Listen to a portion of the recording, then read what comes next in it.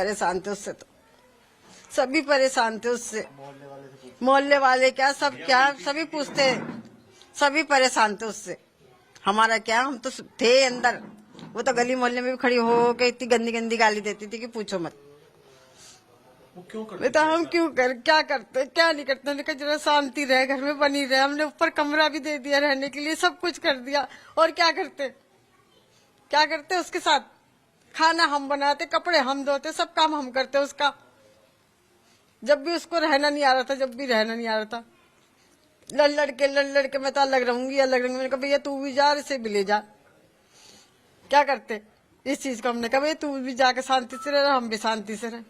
साहिल उसकी जिंदगी में आ चुका था जब वो अलग रहने की बात कर रही? नहीं, हमारे से कोई वास्ता नहीं था। साहिल आ रहा कि कितने साहिल आ रहे हैं और कितने जा रहे हैं, हमें कुछ पता नहीं। तो साहिल ने उसका खाली हमारा लड़का घर पे आता था जाता था, बस हमें इतना पता। बस साहिल ने किस तरीके से उसका दिमाग जो है बदला? हमें इस विषय में पता ही नहीं है, किसी ने कोई किसी का दिमाग बदलता नहीं आजकल के टाइम में। साहिल को आप लोग नहीं जानते थे, आप ये बताइए कि जब शादी हुई थी उसके बाद दिमाग किस तरीके का था, लड़ाई किन बातों पर करती थी, मतलब उसकी बुद्धि से आपको क्या लगता था, क्यों उसको यहाँ पर भी रह के आजादी चाहिए थी कि मैं घूमूं फिरूं सड़कों पे, इधर इधर इधर इधर, वो चीज हमें पसंद नहीं थी। और लड़के को भी इतनी पसंद नहीं थी। वो उसके कहने में उसे ले जाता था, करता था जब भी वो लड़ाई करती थी। क्या कुछ पूजा पाठ या इस तरीके की चीजें करती थी सबको परेशान करने के लिए, या बेटे को परेशान करने भाई हम इस चीज में न तो जानते ना, हमें पता है इस चीज का। अच्छा, जो मुस्कान का परिवार है, क्या आप लोग चाहते हैं, क्या आप लोगों को ऐसा शक कि उनको पता था इसके बारे में? उनको सब चीज का पता। वो शिमला तलक से वहां से बात कर रही है, जाने तक की बात करी, लड़की को छोड़ के जा रही है कोई। अब जब उसका बाप 2 साल में आया है तो वो तो अपने बच्चे को लेके जाएगा साथ में, अकेला तो घूमने थोड़ी जाएगा। कम से कम उसकी माँ का सवाल तो करती, भाई जब उसका बाप साथ में जाता तो मेरे पास छोड़ के क्यों जा रही है। अब उसकी छुट्टी पड़ी हुई है स्कूलों की, तो उसको लेके जाती साथ में। 3 तारीख को आपका बेटा जब यहाँ पर आया था तो उसने कुछ बताया था मुस्कान के बारे में? कुछ नहीं बताया था। वो 11:30 बजे आया था खाना लेने। किस तरीके से गुमराह करा उसने मोबाइल से मैसेज करके आप लोगों को? बच्चे और सब बात करते हैं, फ्रेंड सर्कल सब बात करते हैं, मेरे को तो आता नहीं है। खैर नहीं जब वो सौरभ बन के वो उसी के फोन से, जब बात कर वो रही उसका फोन ही बाहर लेके गई थी साथ में, उसी से करती थी सब चीज, बात करती, पेमेंट भी उसी से करती थी, सब चीज उसी से करती थी। एक सेकंड और एक सवाल और माता जी, क्या घर के अंदर कुछ उर्दू भाषा का इस्तेमाल? भैया हमको ये चीज का कुछ पता नहीं। ये सारी चीजें देखी तो सौरभ जैसे मेरे फ्रेंड लिस्ट में कनेक्टेड है, तो उसका स्टेटस चेक किया तो स्टेटस में जैसे वो पूरी 24 आवर्स के लिए फेसबुक पे स्टेटस होता है, तो वहाँ पे जो अलग अलग लोकेशन का दिखा रहा था कि मनाली है, अलग जगह पर है। तभी मैं अभी होली का त्योहार था, होली के त्योहार पे मैं अपने घर आया था, तो मैंने सीधे स्वभाव आंटी से पूछा कि आंटी सौरभ कहाँ पर है, वापस आ गया कुल्लू मनाली वगैरह घूम के? तो कह रही कहाँ, अभी तो वो वहीं घूम रहा है। तो ये मैं आपको होली के दिन की बात बता रहा हूँ, जबकि ये इंसिडेंट उसके साथ 3-4 तारीख के आसपास हो चुका ऑलरेडी डेथ का। तो इसका मतलब वो उसका फोन ले जाकर उसको पूरी तरह से एक्सेस कर रही थी, लोगों को ये गुमराह कर रही थी कि ये जो है यहाँ पर ऐसा घूम रहा है हमारे साथ में, और सब लोगों को, पूरे जो भी उसके दोस्त यार जितने भी उसके साथ कनेक्टेड है सोशल मीडिया पे, सबको ये आभास रहे कि सौरभ तो वहां घूमने गया है। हो सकता है उसके बाद ये कुछ नई प्लानिंग बता देते कि वो तो वहीं रह के मर गया या कुछ हो गया, गुमराह हो गया, फोन वहीं छोड़ आती। वो पता नहीं उनके घर वालों की क्या बाद में प्लानिंग बनी कि तुम वापस आ जाओ और अपने आप को सरेंडर कर दो, और उसके पीछे भी पता नहीं इनके क्या लॉजिक है सरेंडर करवाना स्पेसिफिकली।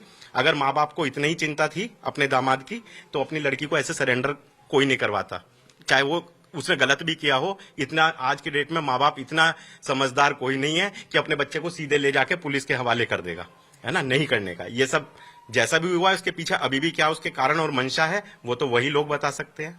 पर हाँ, ये चीज आप लोग ज्यादा अच्छा जान सकते हैं, ज्यादा चीज आप मीडिया में रोज इस तरह के केसेस देखते हैं, तो आपको इस चीज में कहने का ये है कि कॉन्स्पिरेसी पूरे परिवार की पूरी है जी, पूरी है। मतलब ये किसी एक जने का काम नहीं है। बाकी अगर हम ये बोल दें कि पापा उसको लेके चले गए, उनकी भी अलग अलग स्टेटमेंट आती हैं कि कभी हम छोड़ आए, कभी लड़की की अभी जो ड्राइवर का एक इंटरव्यू मैं एक न्यूज चैनल पर सुन रहा था, जो ड्राइवर उनके साथ 13-14 दिन रहा है, उस ड्राइवर का कहना ये है कि उनकी मदर का कॉल आता था और वो लड़की गाड़ी में से उतर के 15-20 मिनट बाहर बात करती थी, साथ में वो लड़का भी बाहर उतरता था। तो क्या लड़की की मदर को नहीं पता था कि साथ में लड़का कोई दूसरा है? इसका मतलब लड़का भी उस चीज में पूरी तरह से कम्युनिकेशन है। तो 3-4 दिन बाद, 5 दिन बाद आप कोई भी एक उठा सकते हैं लेटेस्ट जो अभी इंटरव्यू रहा है जो गाड़ी ड्राइवर लेकर गया है उसके हिसाब से कि उसकी मदर का फोन आया है और मदर के फोन को सुनने के लिए, क्योंकि ड्राइवर को कुछ नहीं पता होता था, वो गाड़ी से उतरती थी और 20-20, 25-25 मिनट बात करके और तब अंदर आती थी।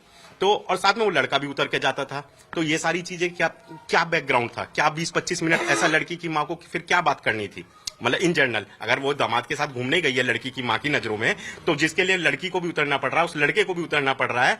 तो ये सब चीजें देखो एक दूसरे से कनेक्टेड हैं, ये चीजें निकालनी पड़ेंगी। पर मैं यही गुजारिश करूंगा आप सब मीडिया वालों से, इस चीज को बाहर निकालो। क्या चीज? देखो मैं इतना उसके व्यवहार के बारे में नहीं जानता, क्योंकि देखो मैं जब उसकी शादी हुई तो पर हमने ये देखा है, हाँ वो जैसे ऊपर खड़ी हुई है, इन्होंने ऊपर कमरा पोर्शन दे दिया था, ऊपर खड़े होकर आंटी अगर किसी से बात भी कर रही है नीचे तो गालियां बकनी शुरू कर देती थी, अननेसेसरी उल्टी सीधी गालियां। तो मतलब फिर इन्होंने ये डिसाइड किया कि भाई ऐसे माहौल में हमारा तो, हम तो पूरे मोहल्ले में इतने सालों से रह रहे हैं तो हमारा रहना बेकार हो जाएगा, हमें तो यहाँ रहना, भैया तुम्हें अगर नहीं बन रही हमारे साथ तो तुम अपना कहीं अलग रह लो, फिर इस माहौल में तो हम नहीं रह सकते। आप भाई की तरह हैं जी के बिल्कुल। और आपने देखा कि साहिल ने और मुस्कान ने मर्डर करने के बाद उसके 3 हिस्से करके 2 हिस्से अपने घर ले गया, साहिल और मुस्कान भी साथ गई थी, तो क्या नजर आता है उसके पीछे? देखो उनकी क्या सोच है, टुकड़े करने, कितने टुकड़े करे, क्या लेके गए, जो किया वो तो बहुत गलत हुआ है। किसी के साथ ऐसी घटना आगे फ्यूचर में ना हो, मैं तो यही बोलूंगा, और अगर हुई है तो उसके खिलाफ उनको सजा मिले। जिस तरीके के ड्रैगन बनाए हुए थे इस घटना को, और पुलिस अभी तक इन्वेस्टिगेट नहीं कर पाई है उसकी परिवार को जी। तो क्या लचीला कुछ रूप अपना रही है आपको? क्या नहीं, मैं नहीं कह सकता लचीलापन है। देखो हर चीज को जांच करने में एक समय चाहिए होता है पुलिस को भी। मैं ये नहीं कहता कि आज पुलिस को एक इन्फॉर्मेशन मिली और वो बैकग्राउंड में आपको तुरंत आपको इन्फॉर्मेशन पुलिस दे देगी। पुलिस अपना कार्य कर रही है, पुलिस अपने कार्य के हिसाब से पुलिस आपको उसकी सूचना देगी, और मुझे लगता है पुलिस प्रशासन पर, हमें पूरे परिवार को, सबको पूरा विश्वास है। पुलिस के जो आला अधिकारी हैं, मेरी उनसे बात हो रही है, वो हमें अभी कोऑपरेट कर रहे हैं। अभी ऐसा नहीं है कि हम पुलिस के लिए नहीं कह सकते, हमारी सरकार और हमारी पुलिस हमारे साथ है, और ऊपर से उच्च अधिकारी जो है वो भी मुझसे रोज बात करते हैं, और उनका ये कहना है कि अनिल जी आपको अगर जरा सी भी कहीं हमारे नीचे वाले ऑफिसर की कमी लगे या किसी और अधिकारी की कमी लगे तो आप हमसे, मेरी माननीय कप्तान साहब से भी ये बात हुई है, और जितने हमारे जनप्रतिनिधि हैं भारतीय जनता पार्टी के, चाहे सांसद हो या विधायक हो, रोज मुझसे इस चीज का संज्ञान लेते हैं।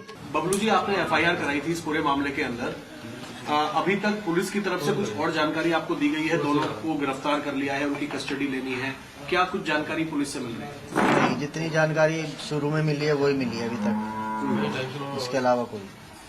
जो मुस्कान थी, जब उनकी शादी हुई आपके भाई से, शुरुआत से लेके जब तक वो यहाँ रही या किराए के घर में रही, उनका कैसा व्यवहार था? क्या परेशान करती थी? किस तरीके से परेशान करती थी परिवार के लोगों को? गाली गलौज करती थी वो बहुत, किसी भी बात पे चालू हो जाती थी, बर्तन फेंकना, अपनी बच्ची को मारना, ये सब वो बहुत परेशान करती थी। मतलब शुरू से उनका मानसिक संतुलन सही नहीं था, इस चीज को तो उसके माँ बाप बताएंगे। ये वो जानबूझ के करती थी कि परेशान हो, मतलब शुरुआत से लड़ाई झगड़ा करती। हाँ। जब लव मैरिज हुई थी तो कभी आपके भाई ने, सौरभ ने कभी या किसी ने कुछ ऐसी जानकारी दी कि जब उनकी लव मैरिज हुई तो अचानक से ऐसा क्या हुआ कि घर में इस तरह के झगड़े होने लग गए? क्या कोई पूजा पाठ या कुछ मानसिक संतुलन था? नहीं, अचानक नहीं हुआ, ये कम से कम 3-4 महीने तो वो एकदम सही रही। उसके घर वाले भी आते थे तो वो हमारे को फोन करके बोलती थी कि पापा आ गए, जल्दी आ जाओ। उसके बाद जब से वो उनके घर जाने लगी है ना 3-4 महीने के बाद, उसके बाद से ही अपने माँ बाप के घर, जब इसे उसके जो है लड़ाई झगड़ा चालू हो गया। तो धार्मिक प्रवृत्ति की थी क्या वो? नहीं, पूजा पाठ नहीं करती थी? नहीं, पूजा क्या, एक मंदिर का एक मूर्ति नहीं रखी हुई उसके कमरे में उस टाइम जब यहाँ आई थी।